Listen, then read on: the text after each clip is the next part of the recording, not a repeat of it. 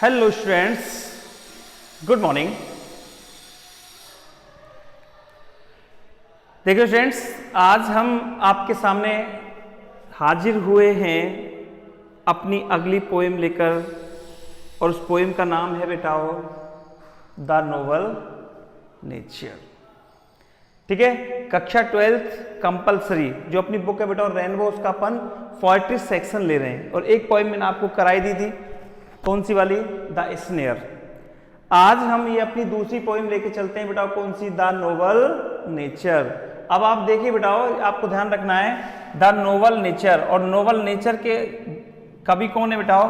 When Johnson.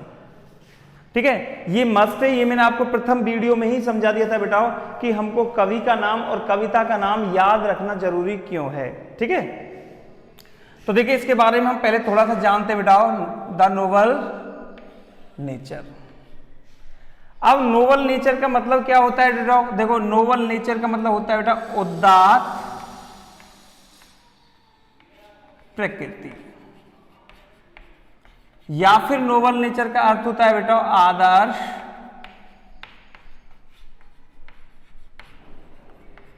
स्वभाव। ठीक है, इसके दोनों ही अर्थ होते हैं बेटा, उदात्त प्रकृति या आदर्श स्वभाव। अब इसके दोनों अर्थों को बड़ा कंपैरिजन करके कवि वेन जॉनसन ने इसका नाम रखा है बेटा द नोवेल नेचर। यानी द नोवेल नेचर जो कविता है बेटा, ये हमारी प्रकृति से संबंधित भी है, और ये कविता अपनी आदर्श स्वभाव यानी कि मनुष्य से संबंधित भी है। ठीक है, क्योंकि इस पोएम में कवि वेन जॉनसन ने व्यक्ति की तुलना प्रकृति से की है। ठीक है, यानी कि जो व्यक्ति को कंपैरिजन किया है वैसा किससे? प्रकृति से।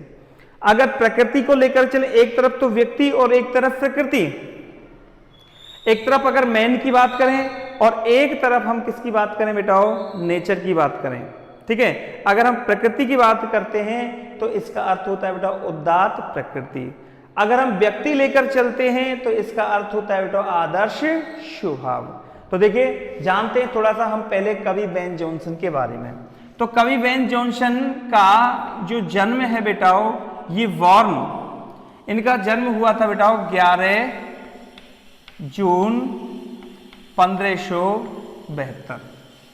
ठीक है, 11 जून 1572 यानी 11 जून और 1572 में इनका जन्म हुआ था। अगर इनकी डेथ के लिए हम चलें बेटाओ, तो डेथ हुई थी बेटाओ इनकी 16 अगस्त और 1637 में। ये इनका बेटा जीवन काल है कवि का।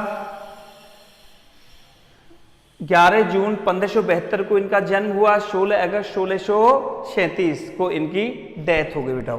अब हम बात करते हैं बेटा इस कविता की। कवि जो वेन जॉनसन है, उन्होंने इस कविता में जो अपनी नोवेल नेचर बेटाओ, इसमें टोटल 10 लाइन्स हैं। कितनी लाइन है बेटाओ? 10 लाइन्स। अब ये जो 10 लाइन है, 4 इस तरफ लिखी है मैंने और 6 लाइन इधर की तरफ है। ठीक है बेटा, ये 10 लाइन्स हैं। अब ये 10 लाइन्सों की अगर हम बात करें राइम स्कीम की, किसकी बात करें बेटा हम? Rhyme scheme. राइम स्कीम मैंने आपको पहली पोएम में समझा देता, यानी किसी भी कविता की तुकबंदी योजना, और तुक कहाँ देखी जाती है बेटा? लास्ट में। ठीक है, जैसे ट्री का वी, ईयर का शेयर, ठीक है, यहाँ पर डे का मे, नाइट का लाइट, सी का वी, तो ये लास्ट में तुकबंदी देखी जाती है। तो इसकी जो 10 पंक्ति हैं, 10 पंक्तियों की अगर हम बात करें बेटा, ए बी, पहली पंक्ति दूसरी से, ठीक है, फिर दूसरी तीसरी चौथी से, सी, डी, और फिर आती है बेटा हमारी ए। क्योंकि देखो ए एक तुकबंदी होगी दोनों लाइन की, जब एक तुकबंदी होगी दोनों को क्या कर दिया हमने? ए। फिर अगली लाइन की तुकबंदी अलग है बेटा, ईयर और शेयर, इसको मान लिया बी और बी। इसकी देखो डे और मे, देखो ये हो गया बेटा ए।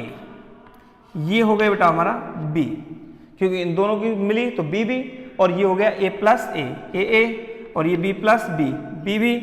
अब अगली तुक आती है डे और मे, तो ये क्या हो गया सी, जिसको बोलेंगे सी प्लस सी, सी सी हो गया। अब इसकी देखो बेटा नाइट और लाइट, ये हो गया डी डी, ठीक है। तो यहां तक डी डी तक तुकबंदी कैसी है बेटा, अलग अलग। लेकिन यदि ये तुक देखेंगे हम सी और वी, वो तुक है बेटा ट्री और बी, पहली वाली, ठीक है। एक जैसी तुक मिलती है किसकी, ए, तो इसको भी अपन क्या ले लेंगे लास्ट में बेटा, ए। ओके स्टूडेंट्स, तो इसकी राइम इसकी बनती है बेटा इस तरह से ए, वी वी, सी, डी और ए। कविता के बारे में बात करें बेटा हम, तो कविता हमारी ब्लैंक वर्स में है। कैसे बेटा, ब्लैंक वर्स यानी शून्य भाव व्यक्त करती है। कैसे भाव बेटा, शून्य भाव व्यक्त करती है। ओके, ब्लैंक वर्स में ये कविता है। अब आने वाली कविता में कवि ने प्रकृति को संबोधित किया है, प्रकृति का वर्णन बड़े ही अच्छे ढंग से किया है मेरे बेटाओं, और व्यक्ति की तुलना किससे की है, प्रकृति से की है। इस कविता में अगर लेकर के चलें तो ये जो कविता है, इस कविता में बेन जॉनसन ने मनुष्य की तुलना और किसकी, प्रकृति में एक वृक्ष है बेटा ओक का, और एक पौधा है छोटा सा लिली का। कवि ने इस कविता में ये कहा है कि मनुष्य का जो जीवन है बेटा ये कितना भी अवधि लिए हुए हो, कितना भी लंबा हो, तब भी ये पूर्ण नहीं हो सकता है without virtuous and heroic deeds. अगर हमारे जिंदगी में यदि कोई साहसिक या गुणी कार्य नहीं है तो हमारा जीवन पूर्ण नहीं हो सकता है स्टूडेंट्स। तो चलिए देखते हैं आगे। अब इस कविता में हम कवि ने, बेन जॉनसन ने देखो व्यक्त किया, एक तो लिया बेटा इसने यहाँ पे ओक वृक्ष ये रहा, और इधर की साइड में एक पौधा लिया है किसका बेटा, लिली का। इन दोनों की तुलना किससे की है, मनुष्य से। प्रकृति में जो मनुष्य जन्म लेता है, यानी मनुष्य अपने कार्यों से ही महान बनता है, अपनी उम्र से, अपनी आयु से, शरीर में बड़ा होने से कोई भी मनुष्य महान नहीं बनता।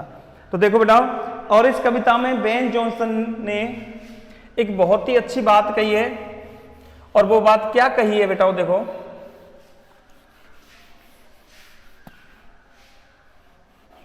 पोएट बेन जॉनसन, ये तो आएगा। बेन जॉनसन के बारे में यदि हम बात करें बेटा, तो बेन जॉनसन अपने आप में एक बहुत ही अच्छे प्ले राइट रहे। क्या रहे बेटा,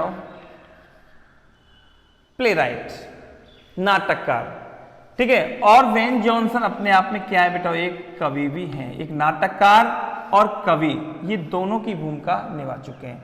अगर बात करें इनकी बेटा पॉपुलराइज्ड, इन्होंने जो प्रसिद्धि प्राप्त की है, ये प्रसिद्धि प्राप्त की है अपनी बेटाओ कॉमेडी एंड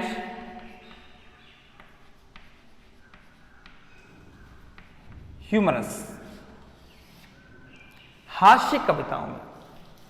बेन जॉनसन ने ज्यादातर जो कविताएं लिखी है बेटा वो कॉमेडी में और ह्यूमरस, हास्य कविताएं लिखी हैं, और ये हास्य कविताओं में इन्होंने प्रसिद्धि प्राप्त की है। ओके, तो चलिए देखते हैं नोवेल नेचर के बारे में कि नोवेल नेचर कविता क्या कहती है। आइए स्टूडेंट्स देखो, सबसे पहले इसकी तुकबंदी देखते हैं कि तुकबंदी किस प्रकार से इसकी चलती है। तो तुकबंदी देखो, it is not growing like a tree, यानी कि ये जो कविता होती है ये बेटा एक ग्रुप में गाई जाती है। किसमें बेटा, ग्रुप में, जिसे हम एक सामूहिक कविता के रूप में, सामूहिक गान के रूप में व्यक्त करते हैं। It is not growing like a tree, it is not growing like a tree, in work doth man make better be, make और रह गया बेटा वैसे man make better be, in work doth man make better be, all standing long and oak 300 years to fall a log at last dry bald and sere. बेटा ठीक है, इस तरह से इस कविता की तुकबंदी यहां पर आकर के सेट होती है। A lily of a day, a lily of a day in fair foreign में। ठीक है बेटा, डे की तुकबंदी किससे मिलती? में से। A lily of a day in fair foreign में, although it fallen night that night, that में टी रहेगी बेटा।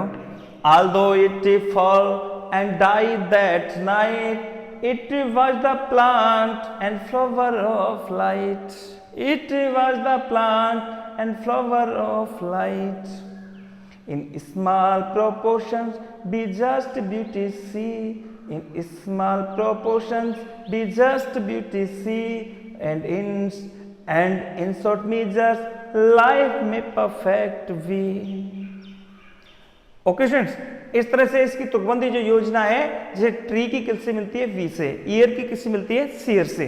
ठीक है, डे की किससे मिलती है? में से, और नाइट की लाइट से, और सी की वी से। तो यहां पे तुकबंदी योजना जो मैंने आपको बताई थी बेटा, A B B C D D, और फिर लास्ट में आता है। देखो स्टूडेंट्स, इसकी जो राइम स्कीम की हम बात कर रहे थे, तो राइम स्कीम हमने देखा A B B C D D और ए, ये इसकी क्या हुई? Rhyme scheme. अब चलिए आगे देखो, अब हम इसको पढ़ते हैं। It is not growing like a tree. Growing का अर्थ होता है बेटाओ, देखो ग्रोइंग, ग्रोइंग का अर्थ होता है डेवलप होना, यानी कि विकसित होना। It is not growing like a tree, यानी कि एक वृक्ष की तरह विकसित होने से, एक वृक्ष की तरह बड़े होने से, एक वृक्ष की तरह बढ़ने से। इन वल्क, और इन वल्क का अर्थ होता है बेटाओ big in size, big in size, एक वृक्ष की तरह बड़े होने से। इन साइज किसमें? आकार में। डोथ, अब देखिए डोथ, डोथ का अर्थ होता है बेटाओ, ये प्राचीन इंग्लिश का शब्द है जिसका आजकल अर्थ होता है बेटाओ डज, जिसको अपन बोल सकते हैं डू दिस, ऐसा करने से, ऐसा होने से। मैन मेक बेटर वे, मनुष्य महान नहीं बनता है। अब ये जो वेटर जो शब्द आया है बेटाओ, वेटर का इस कविता में अर्थ होता है बेटाओ ग्रेट। क्या अर्थ होता है? ग्रेट। ओके, यानी it is not growing like a tree, यानी एक वृक्ष की तरह। इन वल्क, आकार में बड़े होने से। डोथ, ऐसा करने से। मैन मेक बेटर वे, मनुष्य महान नहीं होता है। तो देखो, कवि कहना चाहता है बेटाओ, यदि कोई व्यक्ति आकार में बहुत बड़ा है, आकार में बहुत बड़ा है, तो केवल आकार में बड़े होने से व्यक्ति महान नहीं होता। यदि उसने अपने जीवन में कोई अच्छा काम नहीं किया है और आकार में बड़ा है, तो वो व्यक्ति बेटा महान नहीं हो सकता। चलिए देखो, अब आगे चलते हैं बेटा। और का तो हुआ बेटा अथवा। स्टैंडिंग, स्टैंडिंग का अर्थ होता है बेटा स्टिक रहना, खड़े रहना, टिके रहना। लॉन्ग, लॉन्ग आया बेटा लंबी जीवन अवधि के लिए, लॉन्ग लाइफ स्पैन, लंबा जीवन काल। एन ओक, एक ओक की तरह। अब ये ओक क्या है बेटाओ? ओक एक वृक्ष का नाम है बेटाओ, जिसे हम कहते हैं क्या? बलूत का वृक्ष। किसका बेटाओ? बलूत कह सकते हैं। एक इसका नाम बांझ भी है बेटाओ, क्या है? बांझ भी है, या इसको अपन साहे बलूत भी कहते हैं। क्या कहते हैं? साहे बलूत। तो ओक एक वृक्ष का नाम है, और ओक को अपन क्या कहते हैं बेटा? साहे बलूत, यानी एक वृक्ष, एक ओक के वृक्ष की तरह लॉन्ग लाइफ स्पैन, यानी कि एक लंबी जीवन अवधि तक खड़े रहने से भी मनुष्य महान नहीं बनता।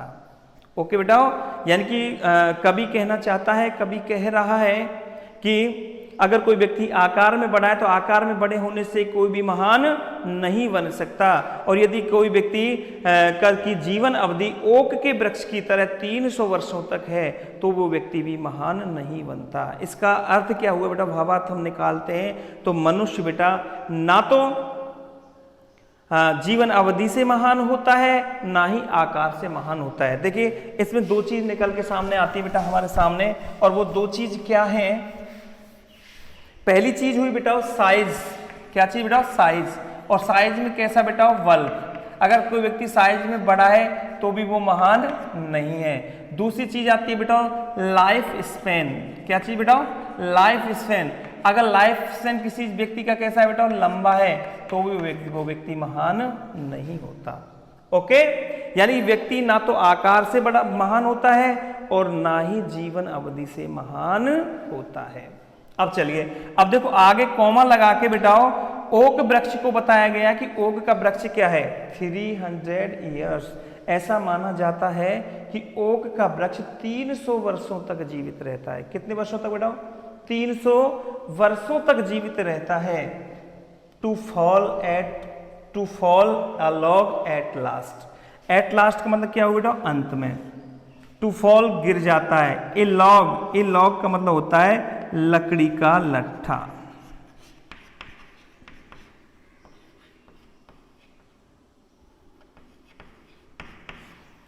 ठीक है, a big piece of wood. A big piece of wood, लकड़ी का लट्ठा लॉग बोलते हैं। जैसे कि कोई वृक्ष है, और वृक्ष का बड़ा तना जो गोल आकार में आते हैं, वृक्ष का बड़ा जो लट्ठा तना गिर जाता है बेटा, उसको लॉग बोलते हैं। क्या बोलते हैं, लॉग। और एक लकड़ी के लट्ठे की तरह गिर जाता है। कब, एट लास्ट, अंत में। ड्राई का मतलब होता है बेटा सूख कर। कैसे बेटा, सूख कर। वाल्ड का मतलब होता है बेटा पत्तियों रहित होकर। और सियर का अर्थ होता है बेटा मुरझाकर। देखिए वाल्ड देखते हैं बेटा, वाल्ड का अर्थ होता है विदाउट लीव्स। वाल्ड का अर्थ हुआ विदाउट लीव्स, पत्तियों रहित। ठीक है, यानी कि जब पत्तियां बिल्कुल झड़ जाती हैं तो पेड़ कैसा हो जाता है बेटा, नग्न हो जाता है। कैसा हो जाता है, नग्न हो जाता है। देखो वाल्ड का वैसे मेन जो अर्थ होता है, वाल्ड का मेन अर्थ क्या होता है बेटा, वाल्ड को बोलते हैं हम हेयरलेस। एक ऐसा व्यक्ति जिसके सर पर बिल्कुल भी बाल नहीं हो। एक ऐसा व्यक्ति जिसके सर पर बिल्कुल भी बालों रहित, वो क्या हो गया बेटा, हेयरलेस। उसको अपन क्या बोलते हैं, बाल्ड बोलते हैं, जिसका अर्थ होता है बेटा गंजा। क्या होता है, गंजा। अगर कोई व्यक्ति गंजा है तो उसे हम बाल्ड लेके चलते हैं। कभी नहीं यहाँ पे वाल्ड का प्रयोग क्यों किया है पेड़ के लिए बेटा, एक रूपक अलंकार के रूप में किया है वाल्ड। क्योंकि बेटा जो पेड़ में जो पत्तियां होती हैं, लीव्स जो होती हैं, ये पेड़ के बाल का काम करती है। किसका काम करती है, बालों का। जब पेड़ की पत्तियां झड़ जाती है तो पेड़ भी कैसा हो जाता है, गंजा हो जाता है। इसलिए कभी नहीं यहाँ के शब्द का प्रयोग किया बेटा वाल्ड। ओके, और वाल्ड को बोलते हैं अपन क्या बेटा, हेयरलेस। आइए अब आगे दूसरा शब्द आता है बेटा अपना सियर। और देखो सियर का अर्थ होता है बेटा विदर। सियर का अर्थ होता है बेटा विदर, और विदर का अर्थ क्या हुआ बेटा, मुरझाना, मुरझाकर। ठीक है, यानी कि जो ओक का वृक्ष होता है ये 300 वर्षों तक जीवित रहता है, अंत में एक लट्ठे की तरह गिर जाता है, सूखकर, पत्तियों रहित होकर और सियर मुरझाकर। ठीक है, लेकिन ये मनुष्य के कोई भी काम नहीं आता। ठीक है, गिर जाता है। तो इस प्रकार से बेटाओ मनुष्य भी एक ओक के वृक्ष की तरह यदि 300 वर्षों तक जीता है तो वो व्यक्ति उसके जीवन अवधि से महान नहीं बनता है। आइए देखिए, अब हम इसको थोड़ा सा और समझते हैं मेरे बेटाओ।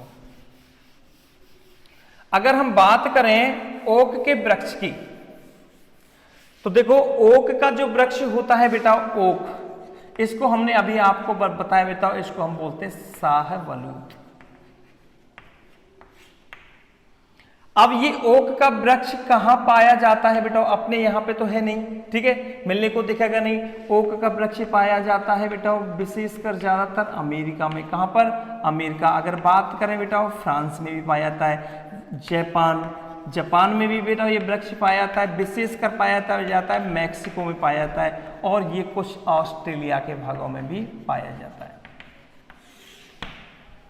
ओक का वृक्ष अधिकांशतः। अब ओक एक जीके का बेटा प्रश्न भी है, तो जीके का क्वेश्चन भी है कि अमेरिका का राष्ट्रीय वृक्ष कौन सा है, या फिर ओक कहां का राष्ट्रीय वृक्ष है। तो ओक को ध्यान रखना है बेटा, अमेरिका, जापान और फ्रांस, इन तीन देश ऐसे हैं बेटा, इन 3 देशों का ये राष्ट्रीय वृक्ष कहलाता है। क्या? ओक। ओक का विशेष मानना यह है कि बेटा कवियों का कि यहाँ पे ओक को 300 ईयर या 300 वर्षों तक जीवित रहता है, लेकिन कुछ ओक के वृक्ष ऐसे बेटा जो 2000 वर्ष जीते हैं, 1000, कुछ बहुत सारे वृक्ष ऐसे जो एक हजार वर्ष से ऊपर भी ये जीवित रहते हैं, ठीक है। तो इसकी जो लाइफ स्पेन है वो बहुत लंबी है, लॉन्ग है बेटा, लंबी है किसकी? ओक के वृक्ष की, ठीक है। अब ये ओक के वृक्ष की बेटा कम से कम 600 स्पेसीज हैं, 600 स्पेसीज। स्पेसीज का मतलब होता है बेटा प्रजातियां। ओक के वृक्ष की 600 प्रजातियां हैं। अब ये 600 प्रजातियों में ये सारी प्रजातियां कैसी बेटा? अलग अलग है, सारी प्रजातियां अलग अलग है। लेकिन अगर बिल्कुल एंशिएंट, सबसे प्राचीन की यदि बात की जाए, सबसे पहले जो प्राचीन ओक का वृक्ष है उसके बारे में कुछ मान्यताएं ऐसी हैं जो मैं आपके लिए प्रस्तुत करता हूं, बताता हूं कि ओक का जो वृक्ष होता है ये तो अभी आपने देख लिया बेटा 300 ईयर्स, 300 वर्ष तक जीवित रहता है बेटा ये। अब अपनी 300 वर्ष की जीवन अवधि में इसमें ना तो बेटा कोई पत्तियां आती, बिल्कुल पत्तियां नहीं होती, सीधी लकड़ियां होती, डंठल होते सीधे, ठीक है। जब पत्तियां नहीं होती तो इसकी छाया में कोई नहीं बैठ सकते, ये किसी के काम नहीं आ सकता। ना इसमें कोई फूल होते हैं जो किसी पूजा पाठ के काम आ जाए या किसी की शोभा बढ़ाने के लिए काम आ जाए। ना ही इसमें कोई फल होते हैं जो किसी की ये भूख मिटा सके। चलो कोई दिक्कत नहीं।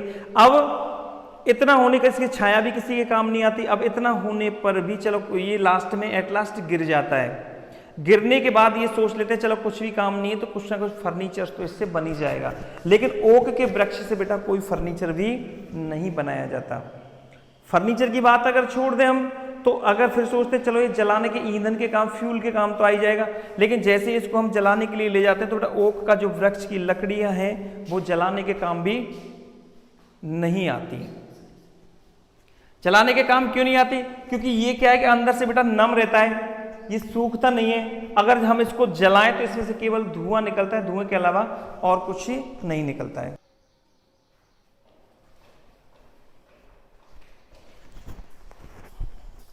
इसका जो लॉन्ग लाइफ स्पैन है ये मनुष्य के कोई भी काम नहीं आता।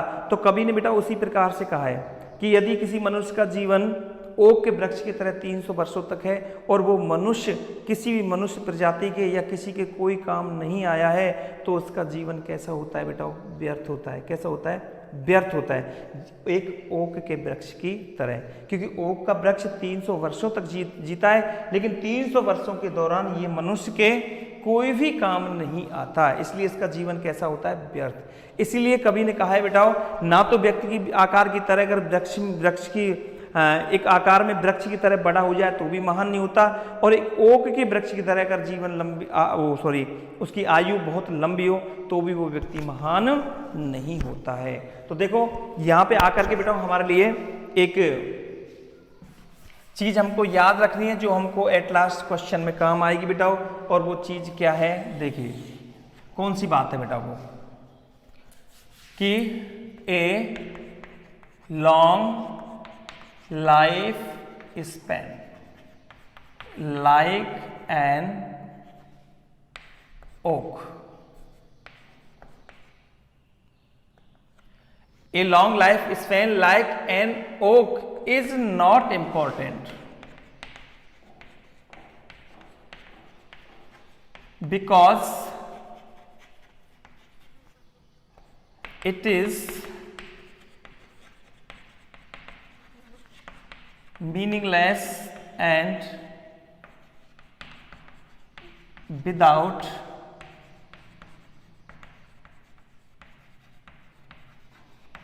अचीवमेंट। ओके, यानी कि एक ओक के वृक्ष की तरह लंबी जीवन अवधि महत्वपूर्ण नहीं होती है, बिकॉज क्योंकि इट इज मीनिंगलेस, क्योंकि ये अर्थहीन होती है, एंड विदाउट अचीवमेंट, और बिना किसी उपलब्धि के होती है। ओके जन, तो ये चीज हमें, ये लाइन हमको याद रखनी है। ओके बेटा, तो ये बात हुई किसकी तरह, इस स्टेंजा की।